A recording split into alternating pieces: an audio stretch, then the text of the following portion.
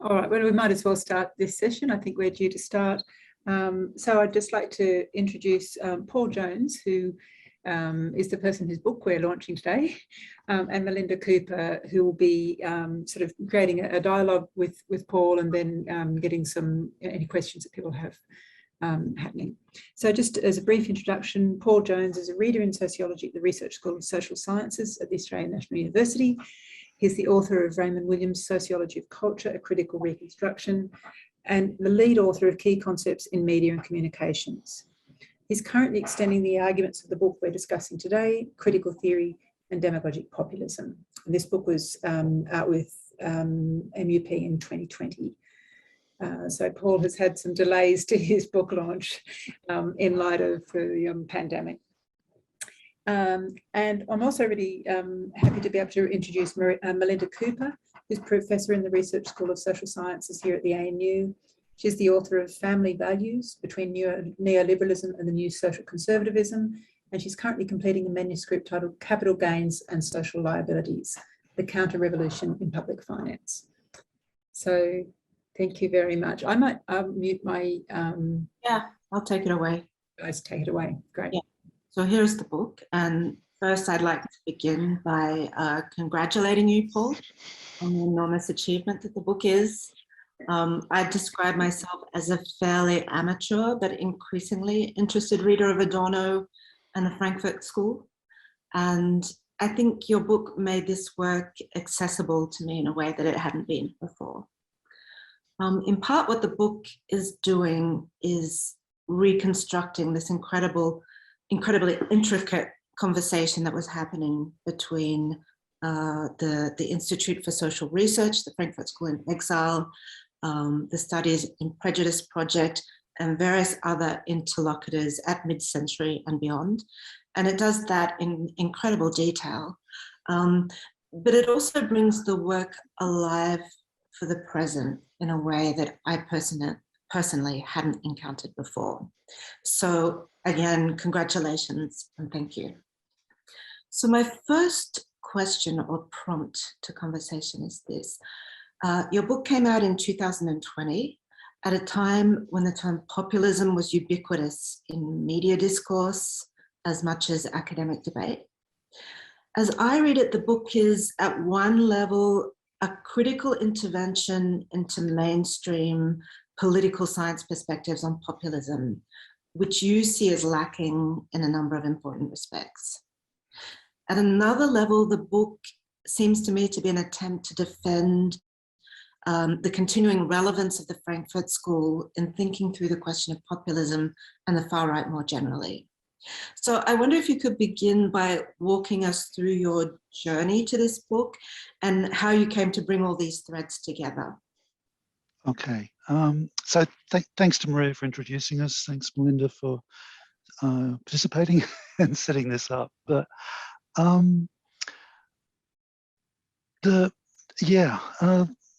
think listening to the sessions earlier today, I was reminded that some of the issues I'm dealing with here do go back to my own postgraduate days, and indeed issues of media regulation.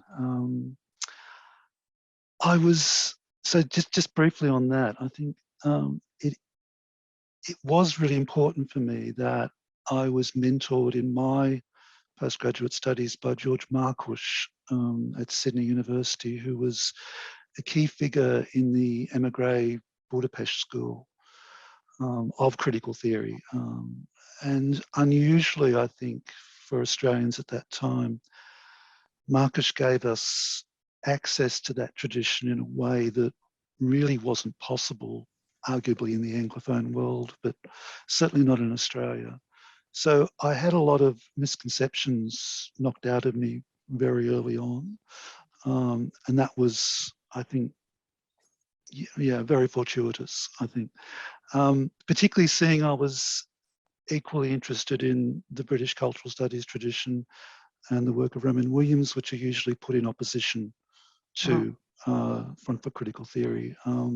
So I've been in dialogue with those traditions all my career, I think. I decided not to become a philosopher. I decided not to become an expert on critical theory. It was too difficult to do, I thought, from Australia. And my German wasn't proceeding very fast at all. So it didn't seem an option. I didn't know that they'd written so much in English.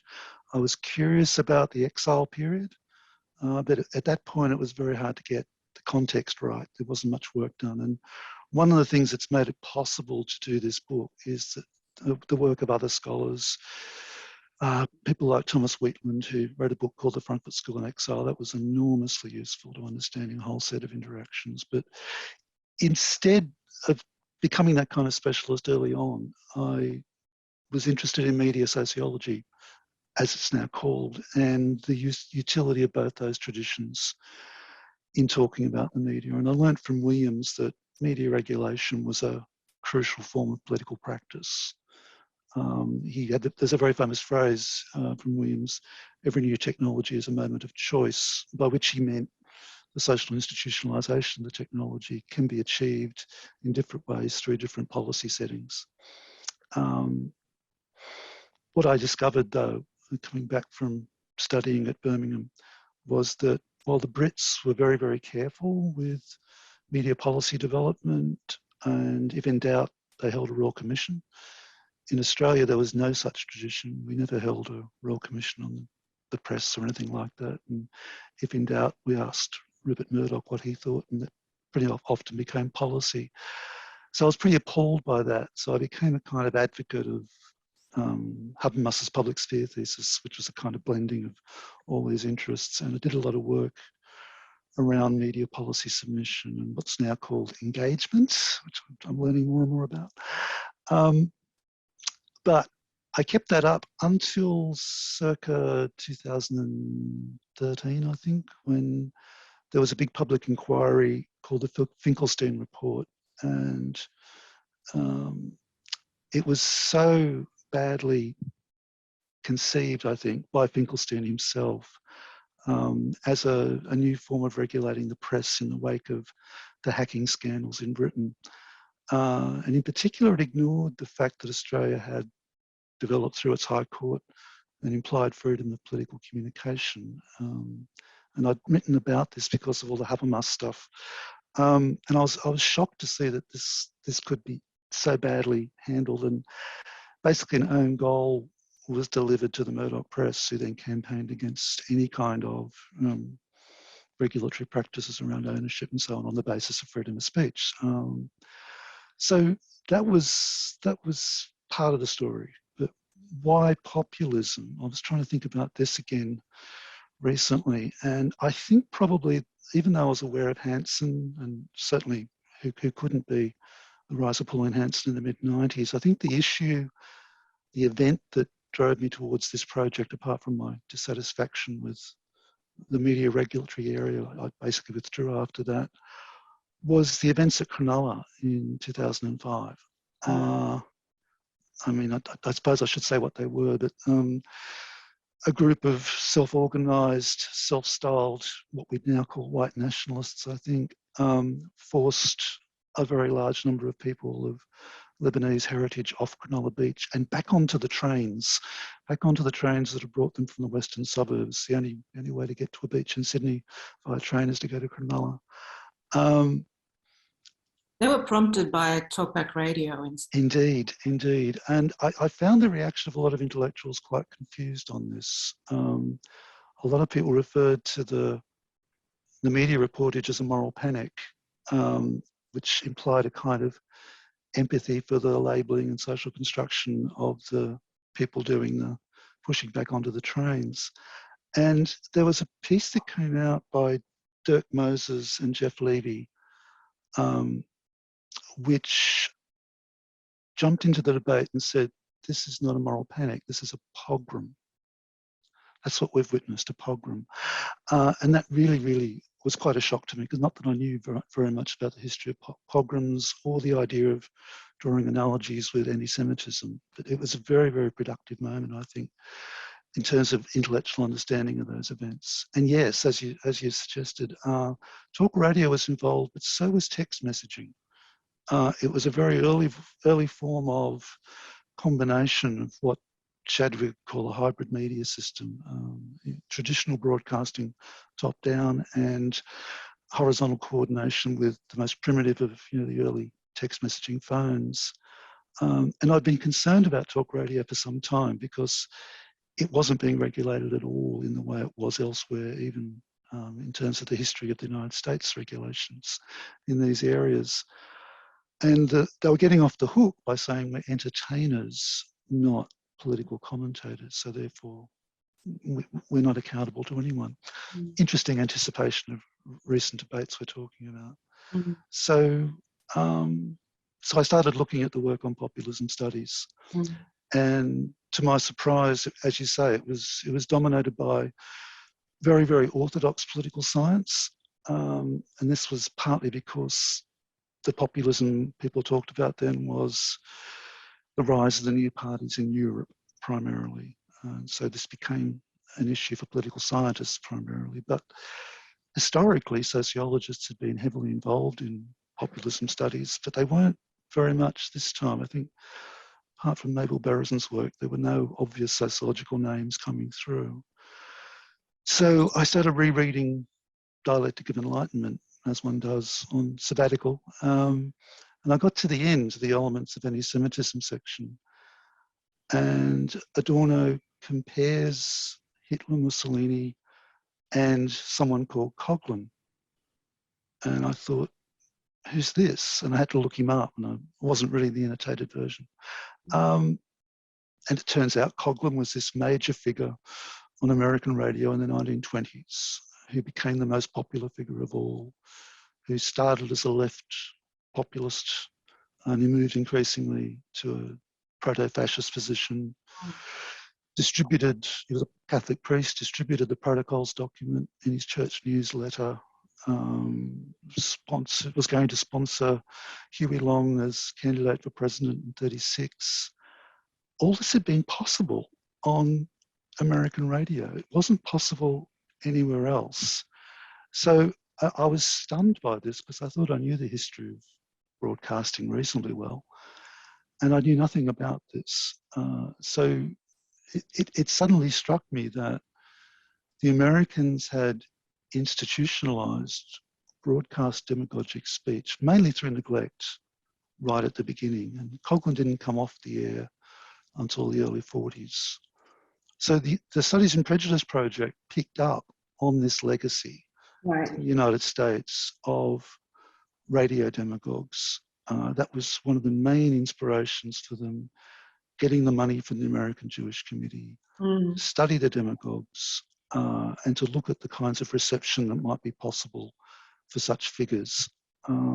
So this, for those of you who don't know it, it's a project most famous for producing the 1,000-page volume called The Authoritarian Personality, but they produced 5 monographs, 2 studies of demagogues, a huge number of articles, book chapters. Adorno was right at the centre of it all the way through.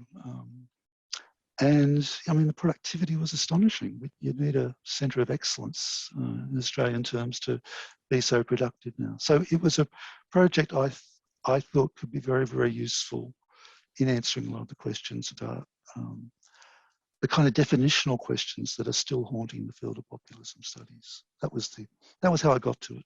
Yeah, I mean, it's interesting how you describe your trajectory, because it's as if you've done a round tour and come back to a kind of intellectually history-informed account of the Frankfurt School, but which also really talks to the present in quite high conceptual terms, I guess. So if I understand your project correctly, you're attempting to defend the Frankfurt School against a series of charges that are commonly laid against it. And you're saying this body of thought was much more nuanced than it's commonly understood to be. So one of these charges is elitism. The second related charge is Eurocentrism. And you point out that this is somewhat odd, given that much of Frankfurt School thinking on demagogic populism was developed and funded in the American context during its years of exile. So it wasn't developed in the European context. I was really interested in your response to the American critique of the Frankfurt School. In particular, your engagement with the work of Richard Hofstadter and the controversy surrounding his take on the American populist movement of the late 19th century. So I actually knew Hofstadter's work more than I know the Frankfurt School. So I wonder if you could talk us through Hofstadter's connection to the Frankfurt School and why there's been so much resistance to his views on the question of American populism, a resistance that is particularly strong in the US. Yeah, no, it is quite astonishing. The Hofstadter controversy, as it became known, is now pushing 70 years old, but it's still constantly cited whenever there's a discussion about particularly American populism. It's become very relevant around how the left or parts of the left respond to Trump, I guess. It anticipates that. I mean, the best known book about American populism is by a guy called Michael Kazin, The Populist Persuasion. And Kazin, until very, very recently, was the editor of Dissent magazine, and he's a classic figure on the American left. And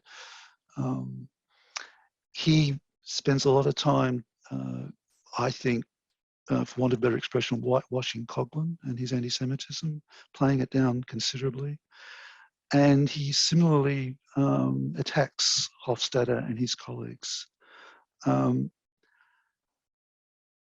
More recently, Kazin has defended in the early days of Trump, saying we shouldn't be worried about a Trump presidency. And the people who worry about such things, the people who worry about demagogues, are anxious liberals, right. Which is how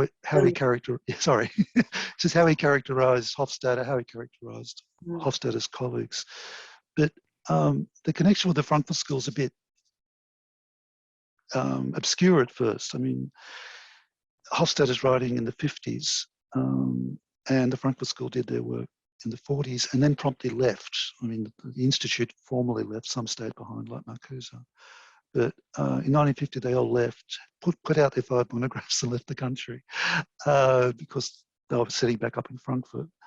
But the model they developed for analysing the relationship between demagogues and populism was kind of inherited by some of the people who worked with them and by that larger formation known as the New York intellectuals, particularly the sociological members of the New York intellectuals, people like Edward Schulz, Seymour Lipset, and crucially, the very young, very radical Daniel Bell. And Bell organised a conference to analyse McCarthyism because Frankfurt School left all its research on demagogues, and then McCarthy came to prominence almost at the same time.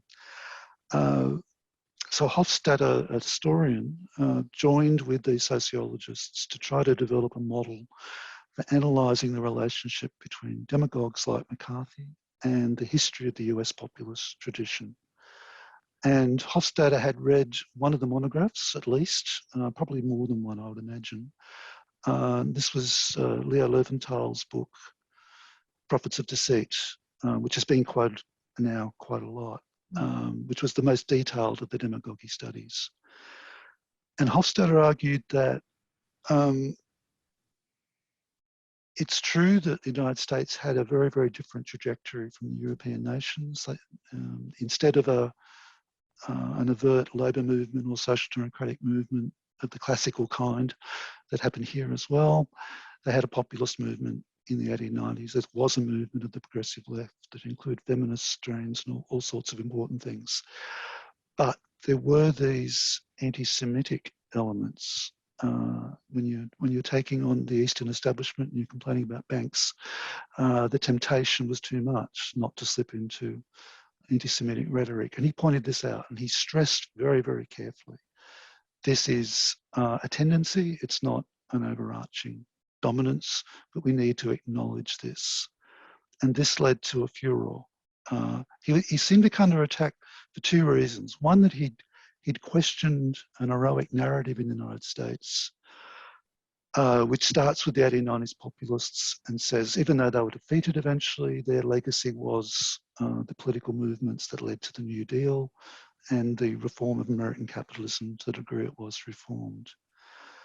But he also worked with sociologists, which seemed to be just as bad for orthodox historians' point of view. So he was, I think it's fair to say, he was harassed, he was hounded. He died quite young.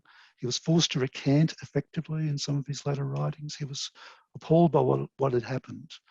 But the reputational damage was also damage to the wider sociological New York intellectuals.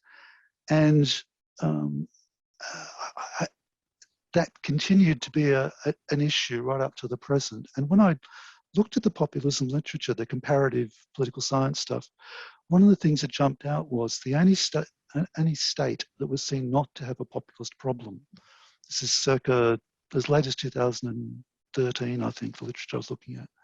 The only country that didn't seem to have a populist problem in the eyes of the political scientists was the United States. Mm-hmm. A right populist problem. Any populist problem. It simply wasn't problematized. Mm-hmm. So there was a book that came out edited by Cass Mutter, who's the kind of leading figure, Yeah. Mm-hmm. Called Populism in Europe and the Americas. And this is the classic nation by nation anthology format.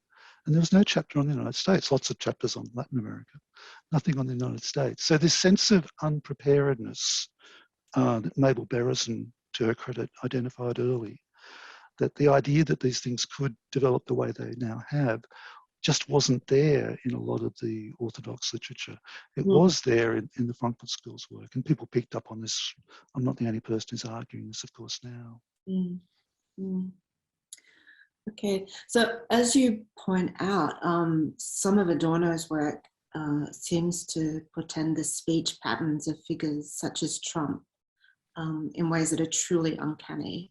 So he speaks of the big little man, the man who's enough of an outsider to present himself as alienated from some kind of alleged elite, but who is enough of an outsider, but who is powerful enough at the same time and successful enough to serve as some kind of ego ideal.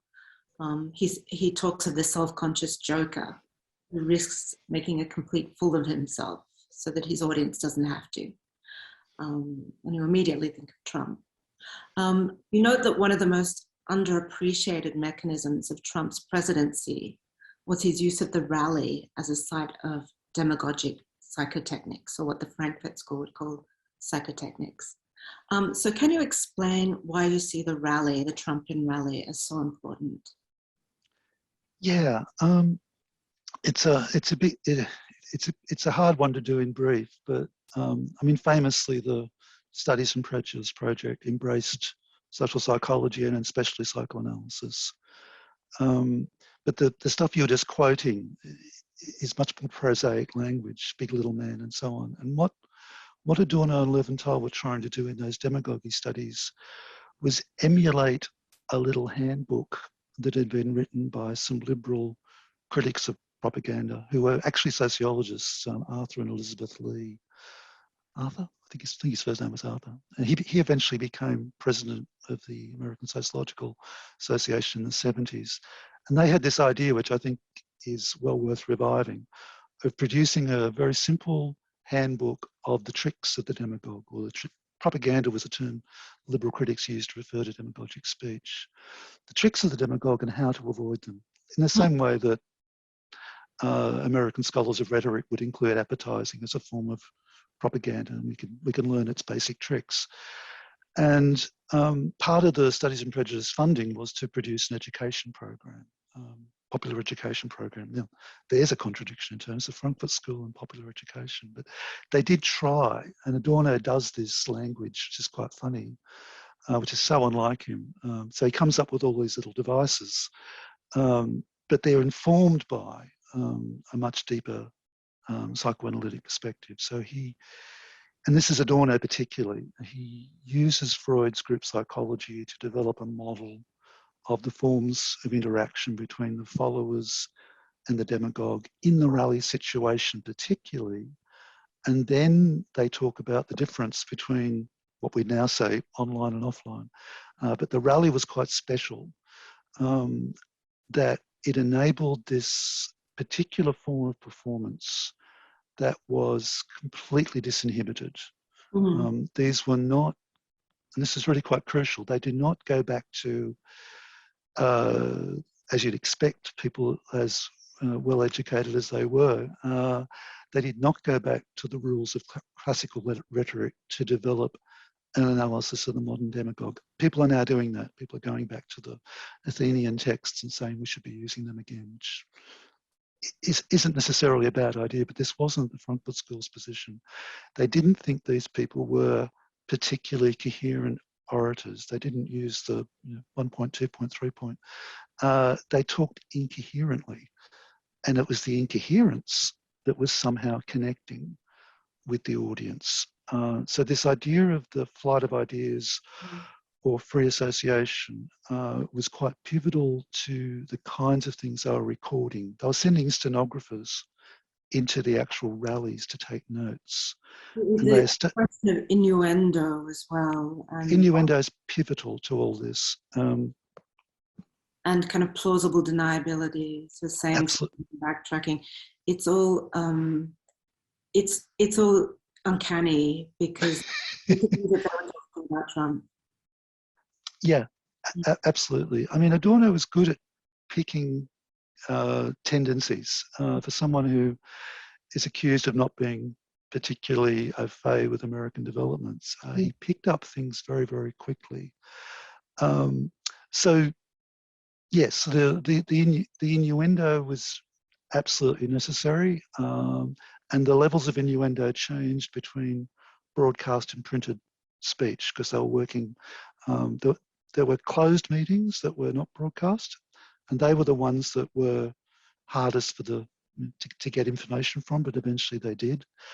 And one of the crucial devices is the term that the Frankfurt School picked up from the Lees to talk about these tricks of the trade. And one of the crucial devices was innuendo in the form of humour. And so they would be testing audience reaction all the way through the rallies and trying to build up a particular kind of waveform, according to Leventhal. But the way to pick the susceptibility of the audience was to test them with jokes that had potentially, usually, I mean, most of these figures were working primarily with anti-Semitism. That was what the Frankfurt School were funded to check. And particular kinds of jokes, particular kind of innuendo, anti-Semitic jokes were tested. And if they worked, they went further. If they didn't, they pulled back. And of course, this became a model for the less extreme forms of practice that they would do in their writing and so on. So it does very, very, very much anticipate Trump. I mean, he does it in his rallies. The fact that he was doing, the first thing I noticed about his presidency was he kept holding the rallies, and this wasn't receiving a huge amount of comment, which I found surprising. So this was the first real, I think, confirmation that he was going to be a very different kind of political leader. But he does the same stuff if you watch him closely. He'll say things like, I think you get it, I think you get it. But he's not talking to the audience, he's talking to himself because he knows he can keep going. Yeah, you can absolutely see him testing out whether the audience will come with him.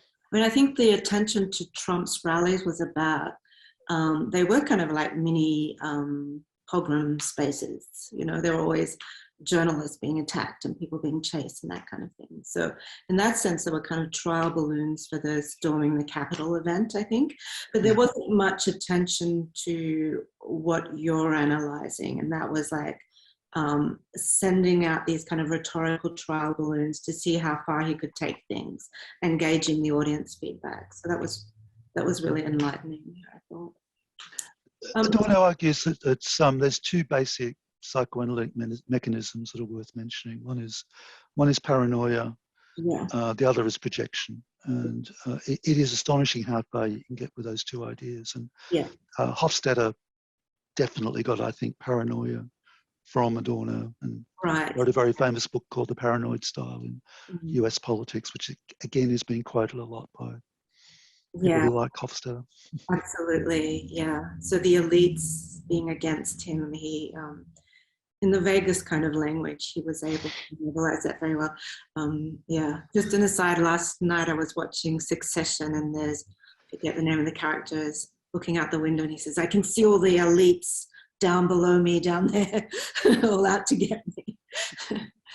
Anyway, so moving on to the question of cultural production. So at a more general level, you're very, as you've explained, you know, part of your interest with this whole literature comes out of the question of the culture industries. And you have a lot to say about the links between cultural production and demagogic populism as the Frankfurt School understands it. So I wonder if you can talk through that a little. What is it about the demagogues' use of the culture industries that is so distinct? And does this analysis need to be modified in some way today with the rise of reality TV, then Twitter, two of Trump's favorite mediums, but more generally in the age of social media? Are these analytic tools still up to the task today, or is there some kind of qualitative shift that has happened here? It's a big one. Well, I suppose they're all big ones. I think one of the first things that you realise about this insight, it's an insight, but then once you saw the history, they were only commenting on what was terribly obvious at the time. It's more that the history has been repressed almost actively by people like Kazin. But it meant that the fact that these people were allowed on air and were enormously popular and formed social movements, so Coughlin had a huge following, pointed to something that I don't think had been anticipated, which was that demagogues were no longer creatures of the formal parliamentary chamber, which is kind of how most orthodox theories, even Weber's, tend to assume. Weber hints at the role of the media in some of his comments, but the Frankfurt School argument puts the culture industry to the fore and suggests very strongly that it too could be an incubator of demagogues. But these demagogues may or may not end up in positions of political authority. Coughlin didn't want political power for himself. He was happy to be the person, you know, who was the confidant of someone in power, very much like the way Alan Jones seems to imagine himself. To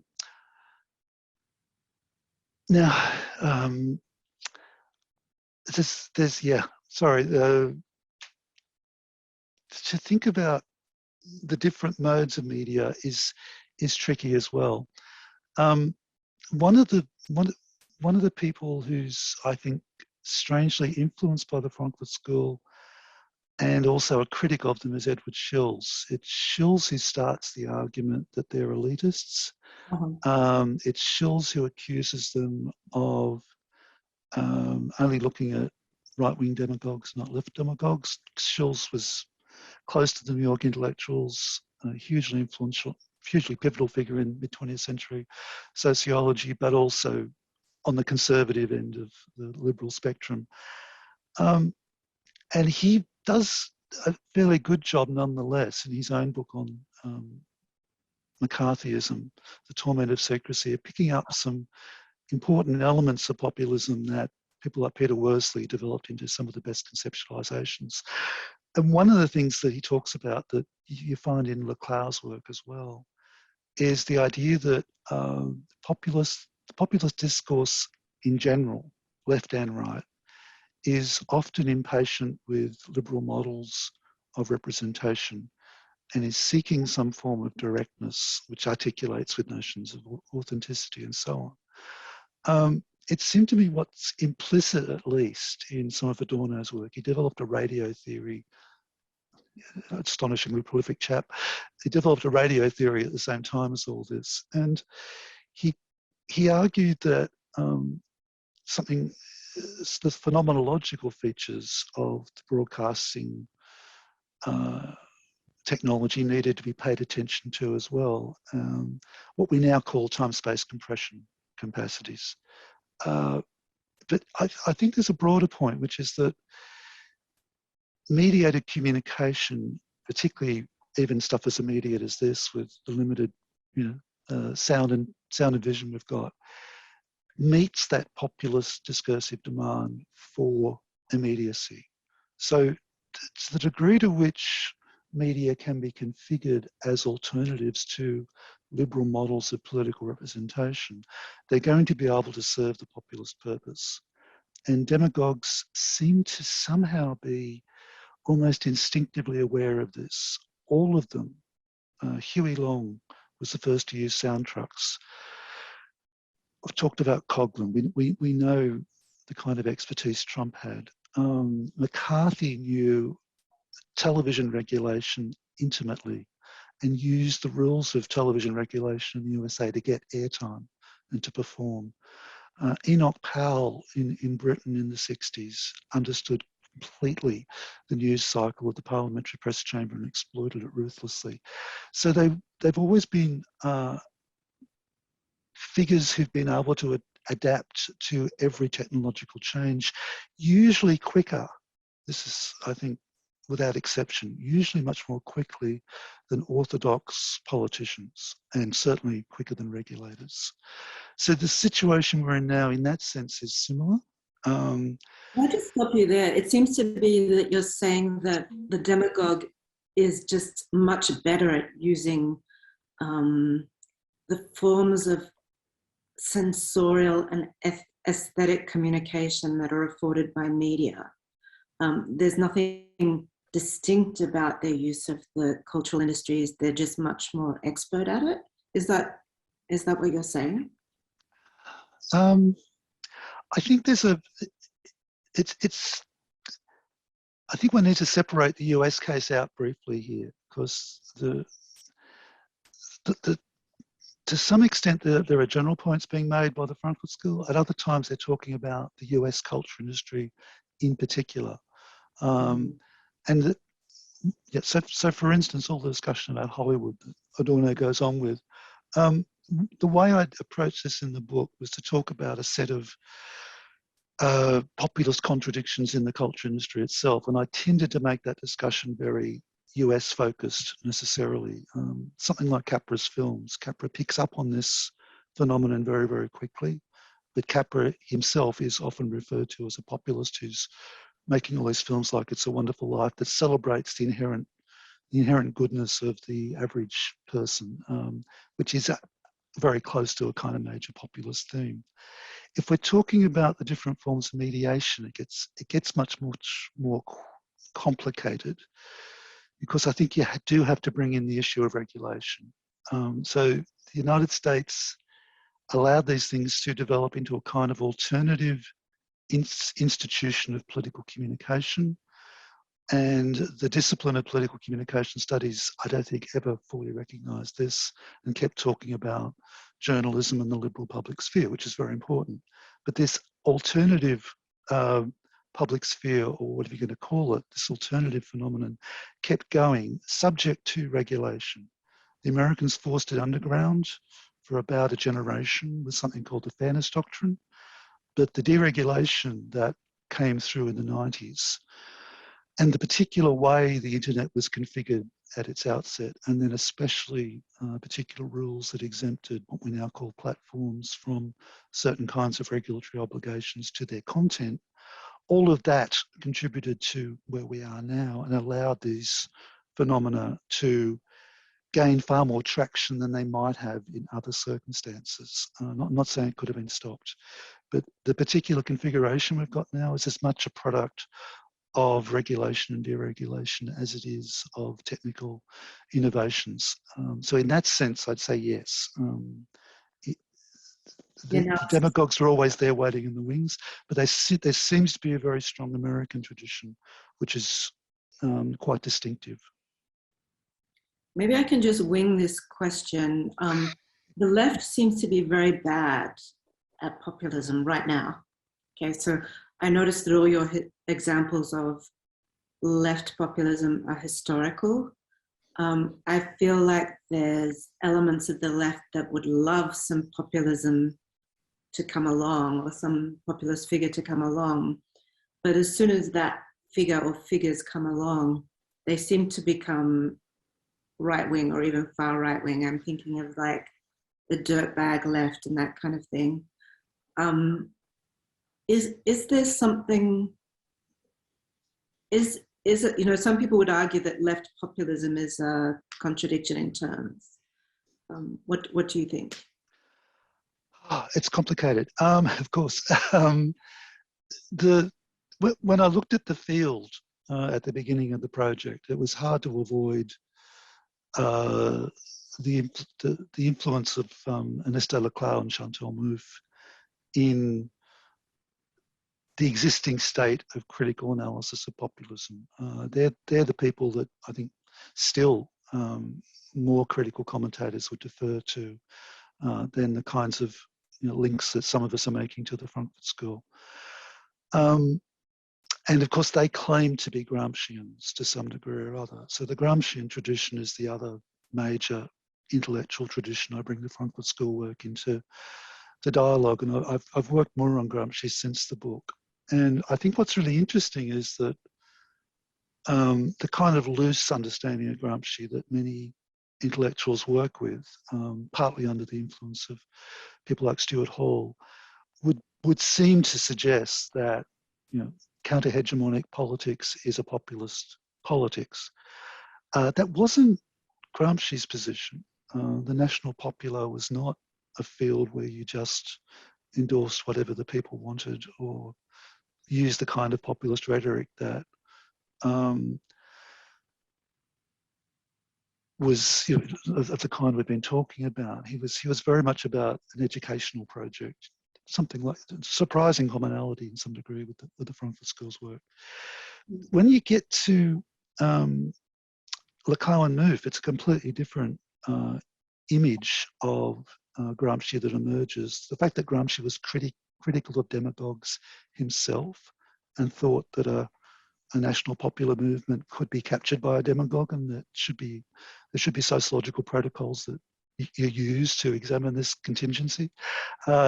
They don't talk about that at all. And since Laclau died in 2014, Mouffe has been increasingly pushing a left populist agenda. Right.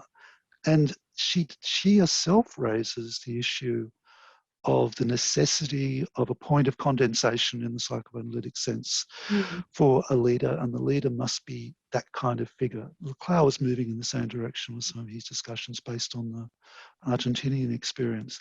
But she acknowledges the risks, but has no particular answer for what you do about that risk. I think the actual practice of social movements is different. I mean, what comes out of the American tradition is an understanding of populism as social movement. And Trump, for instance, constantly refers to his movement. But I think the kinds of social movements you see in the legacy of Occupied and the like, where you try for some form of leaderlessness, I think that model is very, very interesting as a de facto, if not anti-demagogic, at least it kind of recognises the problem. And yeah, as you say, I use mainly historical examples. I think I found Todd Gitlin's work really, really helpful because he was a key figure in the student movement in the 60s. And they had a practice too, initially, of not speaking to the media with the same person over and over again, but of trying to avoid a personality cult by rotating spokespeople and so on. Those sorts of practices, they don't get the obvious answer in the short. Yeah. I was thinking a little of Félix Guattari wrote a lot about, the French far left in the 60s and 70s and paranoid group tendencies and how to counter that. And it's all very kind of micro-political, but very interesting. Okay, so one last kind of prompt. You say some really interesting things about the risk of cultural populism, and it's sometimes romanticization by the left. And this, of course, is a charge that is sometimes being laid against the Birmingham School of Cultural Studies, and it's people who claim descent from that school. You point out that Adorno had a very early critique of the folkish view of culture and suggest that Romanticism is the aesthetic movement that is the kind of through line here. It's always had these kind of folkish tendencies. On the other hand, you want to say that there are also forms of popular culture that are counter-demagogic in form, perhaps the ones that you've just mentioned. So I'm very interested in these observations because they seem to me to be relevant to the question of demagogic tendencies on the left. So on the left in particular. Yep. So can you do the same? Walk us through these arguments again. Okay. Cultural populism is a term that's probably best known from a book by Jim McGuigan published in, I think, 92, which was a critique of the British cultural studies movement to that point, which had changed dramatically even since the days of Stuart Hall. And an argument had developed, which was quite significant, I think, in understandings of media reception, that it was effectively elitist to assume that audiences, as we used to call them, audiences could be easily deceived or ever deceived.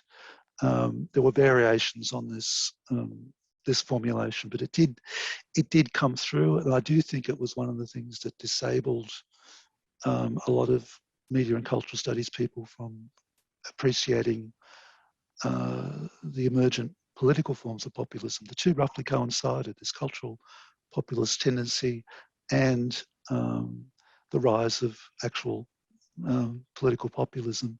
In that sense, it means something like intellectual populism, an attempt by intellectuals to resolve the difference between themselves and everyone else, and the town and gown division, even, if you like. The sense that Adorno is recognising is a much older one, and there's a very interesting guy called Eugene Lun who was trying to connect all these different senses of cultural populism together. What Adorno is recognising is the legacy of German Romanticism for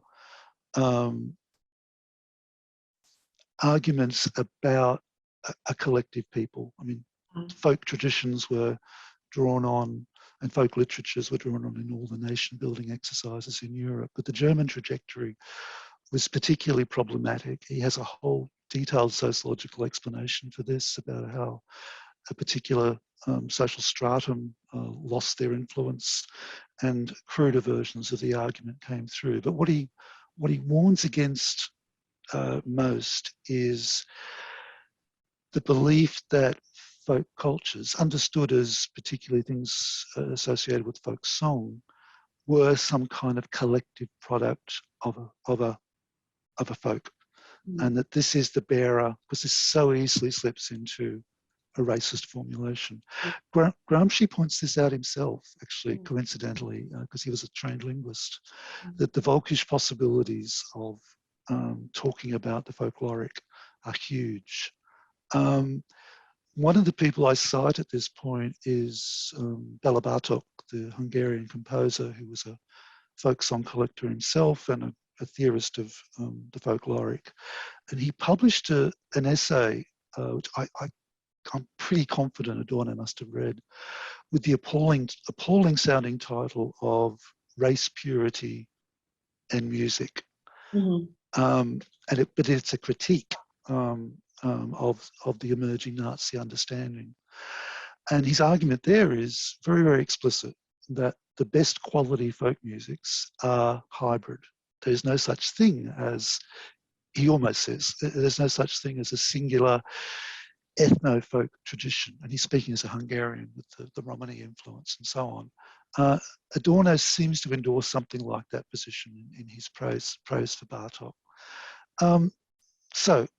This thing about counter-demagogic popular art that I developed was one way of thinking through the populist contradictions of the culture industry. There are explicit things that emerge within the culture industry that are anti-demagogic. The most obvious thing is the role of US high journalism, which is a long tradition of calling out demagogues as demagogues. So McCarthy is often thought to have been at least seriously wounded by, excuse me, Ed Murrow, the journalist who exposed his techniques on national television. But I followed it through in what I call popular art, which is a term that Adorno uses. It's a term that Stuart Hall uses, and Adorno uses it as an example of the exceptions to the negative image of the culture industry as the standardized phenomenon. So I picked out a whole series of examples of that. If you forgive a baby boomer for using a baby boomer example, but like many baby boomers over the last few days, I've been watching the Peter Jackson documentary about the Beatles. And one of the things Jackson does very well is recreate the moment when Lennon and McCartney wanted to use the song Get Back as a critique of Enoch Powell. They were very, very...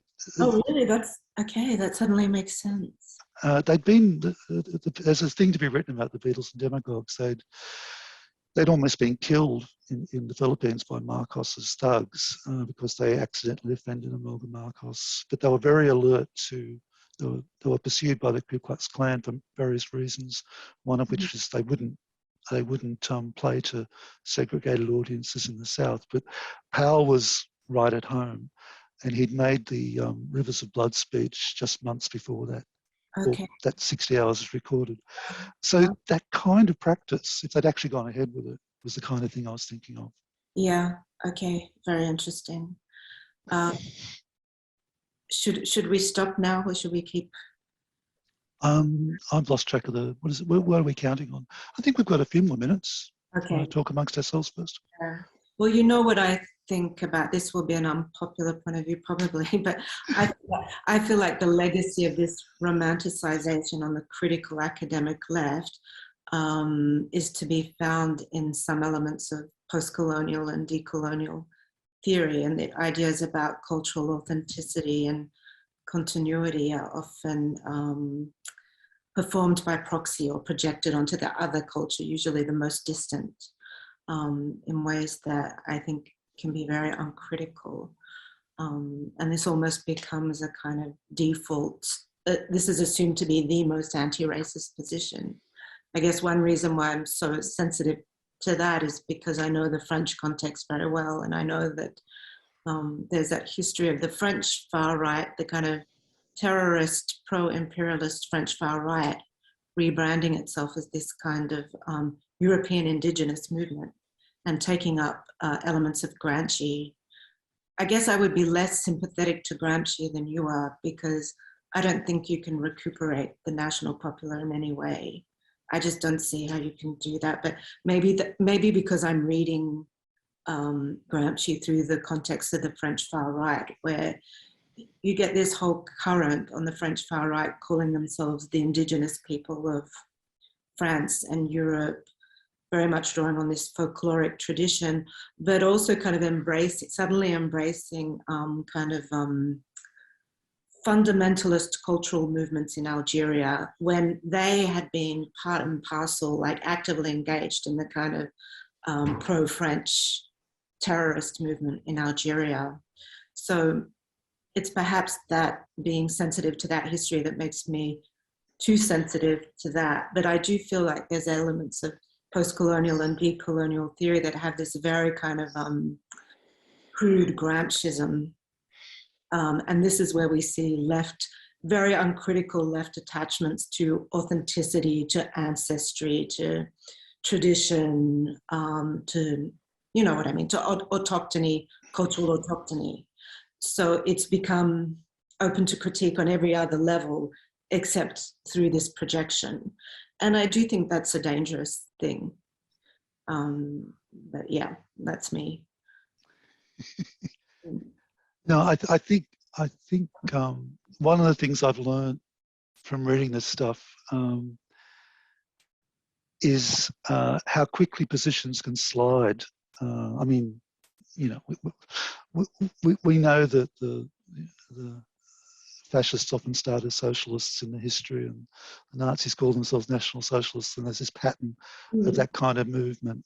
And I think probably one of the things that I think I haven't done that you've done in your work is to trace, if you like, the serious intellectuals who create the bodies of theory that these people draw on. I've been looking mainly, partly influenced, I must confess, by the Laclauians to some degree. I've been looking at this model of the fragment, that demagogic speech and popular speech is so often an assemblage of fragments. And I think, and of course that, you know, people like my colleague Johannes von Moltke has extended the Frankfurt School's work on the fragmentary character of demagogic speech to the culture of memes and the alt-right. I think that can, at that level, we can talk like that. I think with intellectuals themselves who are writing theories, I think it's a very, very tricky one. I don't know the French case well, not the recent French case, but I think there's always this risk, given notwithstanding what our important first panel taught us about the breakdown of the traditional isolation of the intellectual in the proverbial ivory tower. I think the folkloric always has this appeal to the intellectual who feels somehow that they're not part of a popular movement. And to some extent, we're dealing with things like, you know, the breakdown of obvious social movements of affiliation for certain sections of the left that ended with the communist parties and the failure of social democracy and so on. That'd be the context I'd probably want to place it in. A kind of romanticization.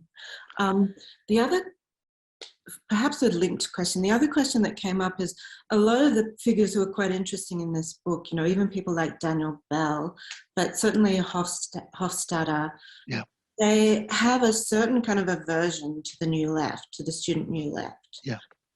Which has been critiqued as, again, elitist and revealing their centrist tendencies.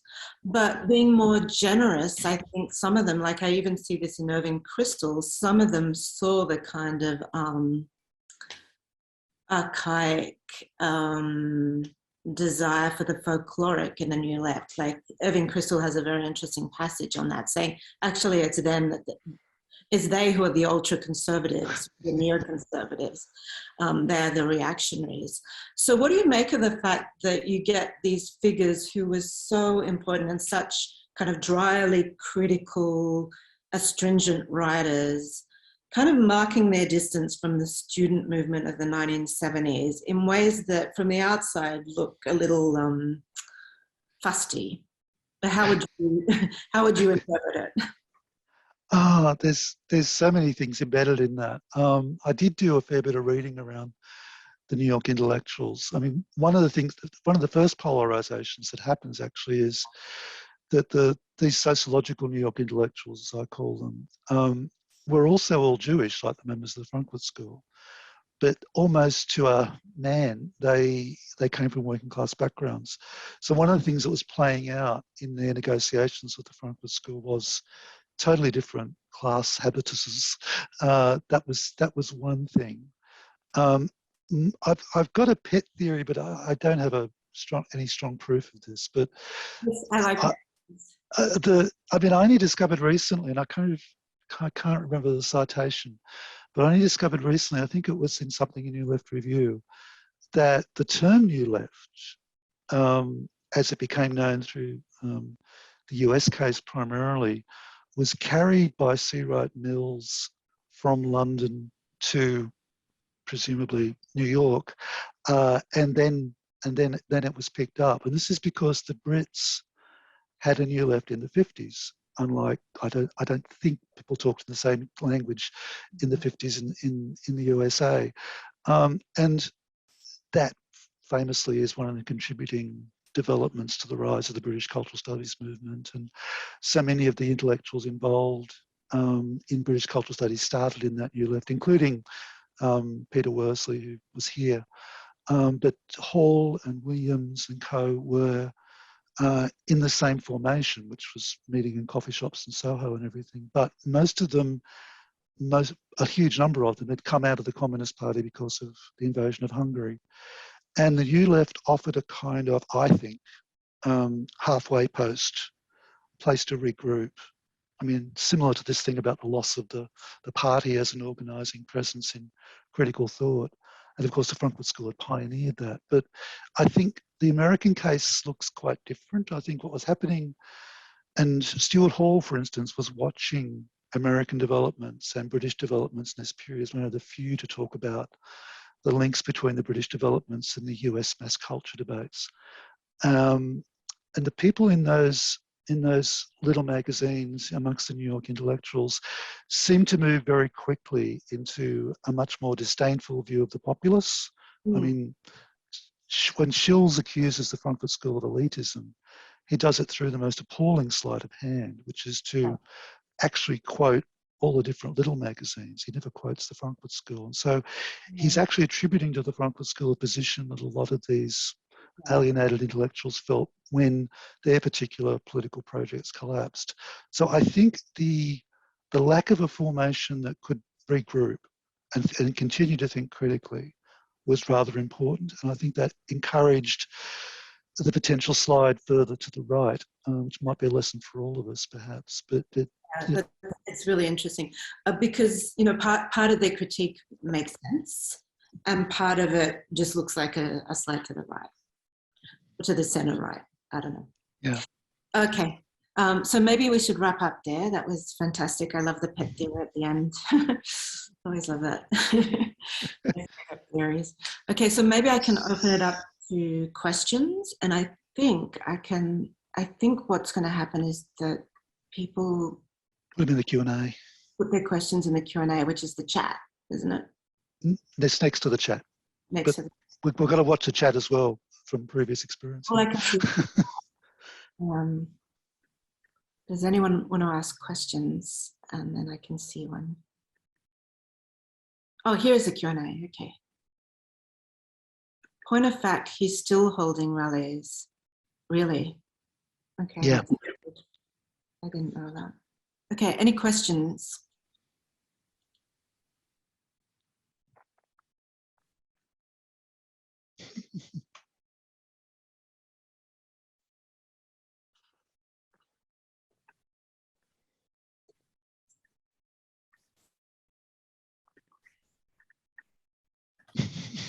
I actually have a question that is probably easier for me to ask live if there's no others. But yeah, Paul, I guess I just wanted to ask you a little bit more about your response to the critique of the Eurocentrism of the Frankfurt School.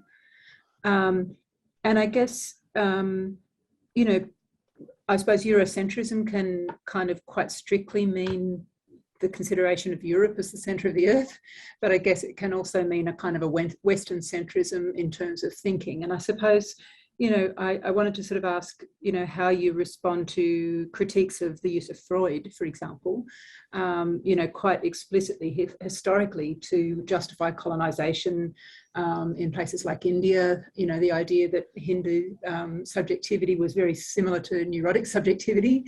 But apart from that kind of historical use and no doubt misuse of Freud, I guess I'm interested in, you know, critiques of the universalization of Oedipal social formations. You know, I mean, when you read someone like Freud on group psychology and the analysis of the ego, he makes it very clear there that the unconscious is a racialized concept.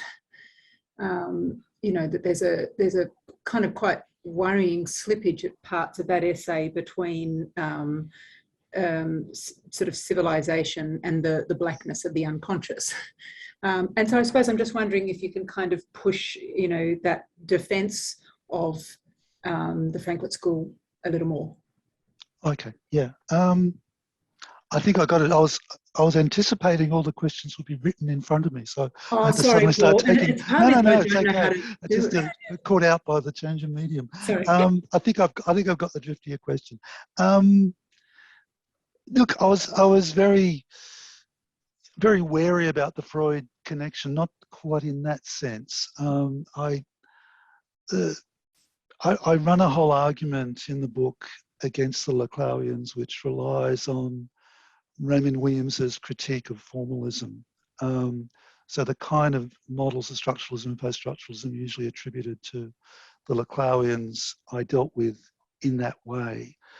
And when it came to the psychoanalysis, particularly because a lot of people describe Laclau as Lacanian, I thought, oh, how much am I going to have to deal with here? Because this is potentially enormous.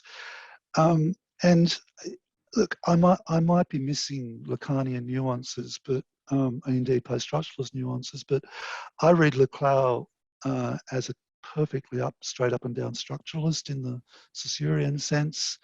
I can't find much apart from, you know, the endless repetition of the term interpolation, which I think is a highly problematic term. Although, I mean, there's a potential connection to your question, because it's weird revival, and the effective revival of Althusser is one of the wonders of our times, I think.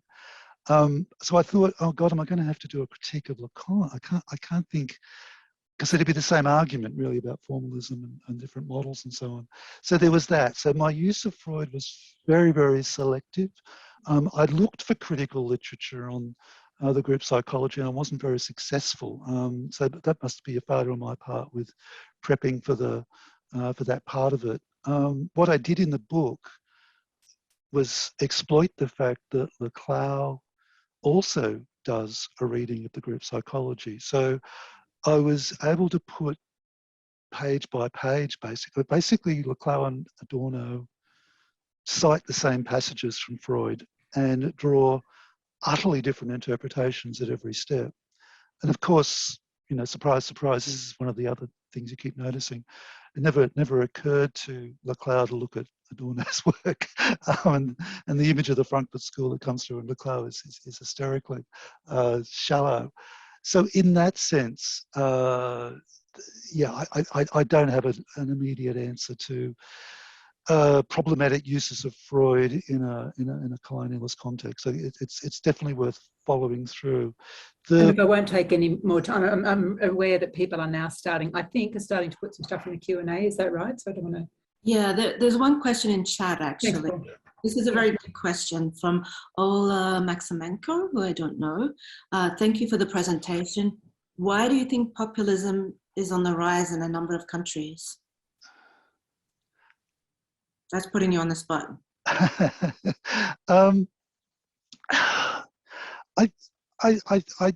If you try to historicize it, which might be one way of doing it, I mean, I think most people would, I mean, some people date it, the current situation, from the turn of the 20th century into the 21st. Melinda will know the year exactly, the year that Le Pen got into the presidential runoff. Those kind of markers are sometimes used, but as we know from the Pauline Hanson experience, there were definitely developments in the 1990s. I think Queensland has a long demagogic populist tradition that she revived in that particular case. But in terms of Europe, I think the breakup of former Yugoslavia, coinciding roughly with the end of communism, was more widely, was the pivotal moment in terms of the enabling of a certain kind of, not just ethnocentrism, but a more or less fascist militarization of a part of Europe. I think that was quite crucial to how things played out in Europe. In the particular case of Italy, for instance, we can bring the media in straight away. I think that if you accept the implications of my argument, that to some degree the breakdown of, this is certainly Habermas's argument, the increasing disintegration of the old liberal public sphere is one of the contributing developments, then Italy was a fast track case where there'd been something called savage deregulation of its public service broadcasting system, which is how basically Berlusconi made all his money. But in Italy, you had the collapse of the two major political parties almost simultaneously, the Communist Party and the Christian Democrats, and there was this political vacuum into which people like Berlusconi could move and create political parties like Brands, which is very close to the kind of scenario Adorno was anticipating. But yeah, if we kept going, we would have to talk about the 2008 crash, the forms of different forms of social movements that emerged from that, the failure of liberal elites to address the levels of inequity that were increasing under neoliberalism. I wouldn't know where to stop, but that's the beginning of a list.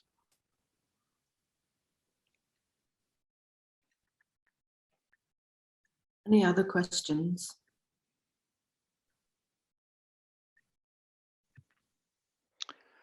I did have a bit more to say to Maria if there's no one else asking questions. I'll allow that. Thank you. No, it's just that I think that what you were picking up on in part was that I didn't answer that part of Melinda's question, I realise in hindsight. But the other sense of Eurocentrism, which I think is quite fundamental that they're accused of, is that they employed a European understanding of fascism to interpret the United States. And this thing about the domestic demagogues changes that completely. And also this little things that I was really surprised that this wasn't talked about more in even the critical theory scholarship. The fact they were so dependent on the domestic liberal critiques of demagogic propaganda, it was very much a domestic critique they were developing.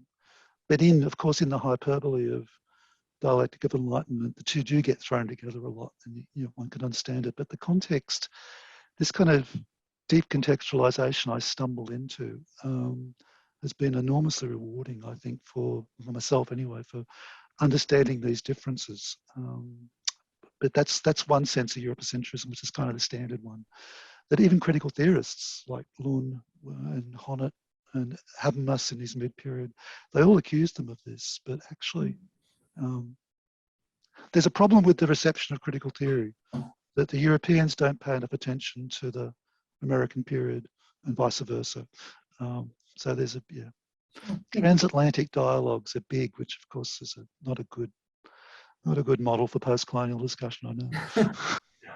Thanks. Can I jump into the psychoanalysis question too? Like, I actually found that the most boring part of their analysis. I guess the psychotechnics I find really, really interesting, but I actually think that owes nothing to Freud. Maybe they're trying to elevate it, but as far as their kind of psychological etiology of fascism goes, I think that's incredibly weak, and it's reliant on the worst parts of psychoanalysis when it sees it as a breakdown of the kind of stabilizing order of the family and that kind of thing. I mean, that really struck me as a kind of aberrant part. I think, yeah. Sorry, it's Horkheimer, isn't it? Yeah, I mean, I'd mount a limited defense of Horkheimer on the family. There's one of the things I'm very critical of in the book is the tendency within critical theory which I probably should have emphasized earlier. Critical theory is very heavily hegemonized by the philosophers who just regard it as, this is the critical theory philosophers tend to regard critical theory as a domain of philosophy, and the sociological dimensions, which are mainly the American work, but they kept it going when they got back, tend to be set aside. So I think even something like Jessica Benjamin's early feminist critique of the model of the family in Horkheimer, I think it's although it's still an astonishingly insightful piece. I reread it not that long ago. I think there's a tendency to read these things at a level of abstraction that misses the connection with the empirical research that was going on at the same time. So the big study on authority in the family that was the precursor to the Studies in Prejudice project also had these empirical wings. It's never been published in translation in a holistic form. You've got to find it by looking at little collections of Marcuse's work and things like that. But I read Horkheimer as asking the question, why isn't there a matriarchal society, given all the things he assumes? Yeah. So still the critique of he doesn't look at the relationship between mothers and daughters, the way Freud doesn't. But the question he then asks is, why don't we have a matriarchal society if this is the way that patriarchy has gone? And then he looks sociologically at reasons why the hegemonic role of the mother hasn't emerged. That's the way he poses it, which I think is a very different image from there's no nostalgia for the patriarchal family, which is a common sort of shorthand critique. Yeah. I don't know, it kind of makes sense in that, I mean, you see again and again kind of cultish movements need to disentangle people from the family, and even when they kind of absorb families, they'll disaggregate them and have them living separately, try to kind of disidentify parents and children, that kind of thing. Yeah. That makes sense to me, because you're kind of substituting what has to be a kind of more obsessive kind of affiliation. So you need to break down anything that is a kind of competitor. That makes sense to me. Adorno's pretty explicit about the metapsychology being the valuable part of Freud. So it's the part he's happier with is unconscious projection. Right.